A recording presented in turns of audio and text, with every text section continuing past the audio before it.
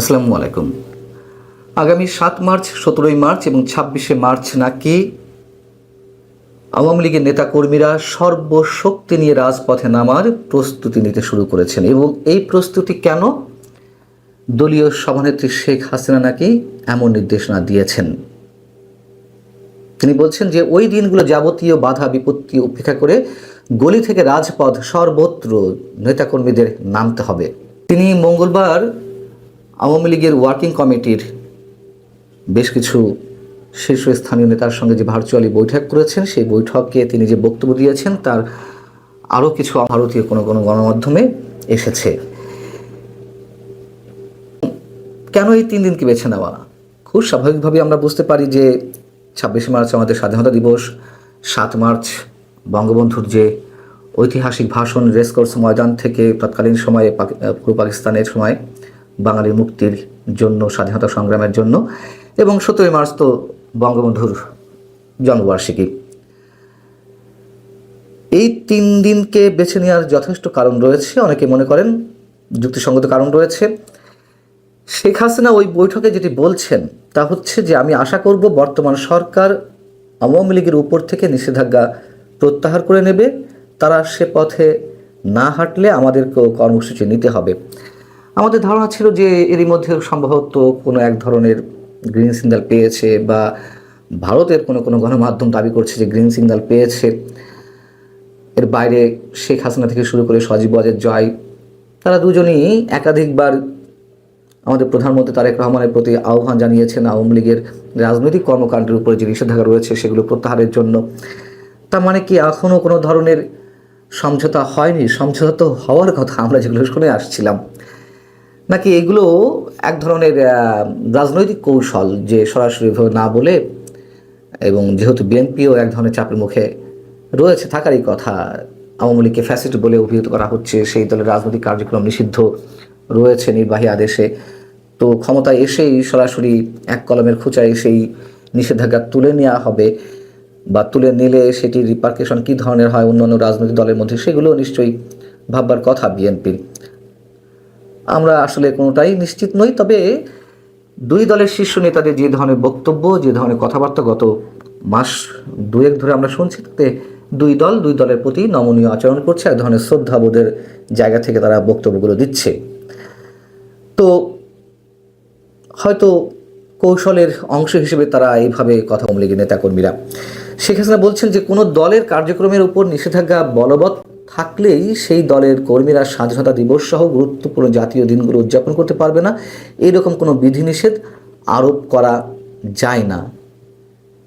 যেখানে জেলখানাতেও যারা দোষী সাব্যস্ত এবং বিচারাধীন বন্দীরা, তারাও স্বাধীনতা দিবস, বিজয় দিবস উদযাপন যদি করে থাকতে পারেন, তাহলে আওয়ামী লীগের নেতাকর্মীরা পারবেন না কেন? এই কথাই খুবই যৌক্তিক। আমাদের স্বাধীনতা দিবস, বিজয় দিবস বা শহীদ দিবস, এগুলো তো আমাদের রাষ্ট্রীয় কর্মসূচি, আমাদের রাষ্ট্রীয় প্রোগ্রাম, আমাদের সামাজিক কর্মসূচিতে পরিণত হয়ে গেছে। এখানে দল মত দেখলে তো হবে না। যেমন এইবার 21শে ফেব্রুয়ারিতে ফুল দিতে গিয়ে, শহীদ মিনারে পুষ্পস্তবক অর্পণ করতে গিয়ে অনেকেই বাধার সম্মুখীন হয়েছেন আওয়ামী লীগের নেতাকর্মীরা। এটাতে কোনো রাজনৈতিক কর্মকাণ্ড ছিল না, কেন এগুলো করতে হবে? আমরা দেখেছি ডক্টর ইউনূসের জঙ্গি শাসনের সময় তো একেবারে কেউ পথেই নামতে পারেনি এইসব কর্মসূচিতে, কিন্তু সেই ধারা কেন এখনও অব্যাহত থাকবে? খুব স্বাভাবিক প্রশ্ন। 17 মার্চ কিংবা 15 আগস্ট বঙ্গবন্ধুর জন্মবার্ষিকী বা মৃত্যুবার্ষিকীতে আমরা দেখেছি ডক্টর ইউনূসের জঙ্গি শাসনের সময় কী অবস্থা হয়েছে ধানমন্ডি 32 নম্বরে। একেবারে বলতে গেলে বিরান ভূমি, সেখানে কেউ শ্রদ্ধা জানাতে গেছেন কোনো নস্টালজিক জায়গা থেকে, অন্তত ওই স্থানে গিয়ে দুটো ফুল নিবেদন করবেন কেউ, তাদেরকে মবের শিকার হতে হয়েছে, পুলিশ আটক করেছে, অনেক কিছুই তো হয়েছে। এই কাজগুলো কেন এখনও চলবে? দলীয় মিটিং মিছিল বন্ধ থাকতেই পারে, যেহেতু এখনও পর্যন্ত নির্বাহী আদেশে সব ধরনের রাজনৈতিক কর্মকাণ্ড নিষিদ্ধ, কিন্তু এই সব জায়গায় কেন স্বৈরাচারী মনোবৃত্তির প্রকাশ ঘটবে? মঙ্গলবার শেখ হাসিনা নেতাদের উদ্দেশ্যে বলেছেন যে ওই দিনগুলো যেমন সর্বশক্তি দিয়ে সংগঠিত হয়ে উদযাপন করতে হবে জাতীয় কর্মসূচিগুলো, এবং গলি থেকে রাজপথ সর্বত্র স্বাধীনতা দিবসের বেদি বানিয়ে শ্রদ্ধা জ্ঞাপন করতে হবে, শ্রদ্ধা নিবেদন করতে হবে ধানমন্ডি 32-এ বঙ্গবন্ধুর বাড়ি এবং গোপালগঞ্জের টুঙ্গিপাড়ায় তার সমাধি ক্ষেত্রে।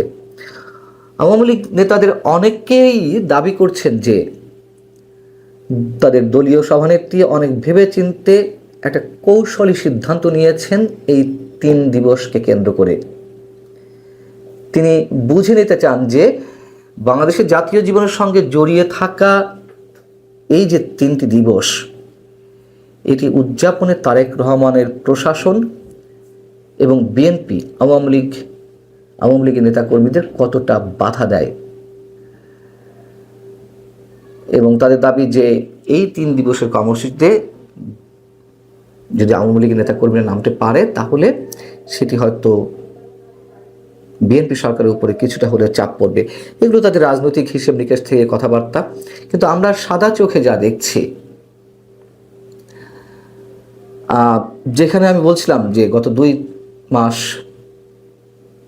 2 দলের শীর্ষ নেতাদের যে বক্তব্য, যে আচরণ, তাতে অনেকখানি নমনীয়তা প্রকাশ পাচ্ছে এবং বিএনপি শুরু থেকে বলে আসছে যে তারা কোনো রাজনৈতিক দলকে নিষিদ্ধ করার পক্ষে নয়, অথবা সজীব ওয়াজেদ জয় কিংবা সাইমা ওয়াজেদ পুতুল তারা দেশে এসে রাজনীতি করতে পারেন যদি দেশের মানুষ মেনে নেয়। তারেক রহমান এই ধরনের বক্তব্য দিয়েছেন আন্তর্জাতিক গণমাধ্যমের কাছে। সেইখানে আমরা দেখছি বিভিন্ন ক্ষেত্রে আবারও মব শুরু হয়েছে। এর আগে আমি একাধিক কন্টেন্টে আপনাদের বলেছি, আপনারা নিজেরাও জানেন বরিশালে কি হলো। আওয়ামী লীগের কয়েকজন নেতাদের বা নেতাকর্মীদেরকে জামিন দেওয়ার কারণে সেখানকার সংশ্লিষ্ট বিচারকের উপরে অনেকখানি মব ক্রিয়েট করা হলো।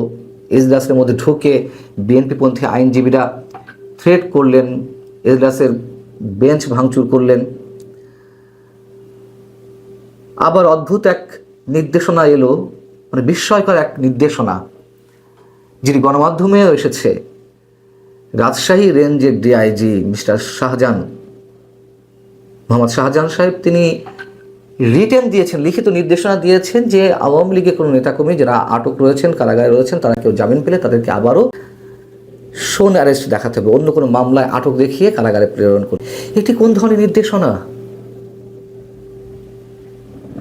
আমি আবারও বলছি যে হ্যাঁ, আওয়ামী লীগের সময় আমরা দেখেছি যে বিএনপি বা অন্য কোনো বিরোধী দলের নেতাকর্মীরা জামিন পাওয়ার সঙ্গে সঙ্গে সাদা পোশাকে পুলিশ তাদেরকে আটক করেছে, আবার কারাগারে পাঠিয়েছে শোন অ্যারেস্ট দেখিয়ে।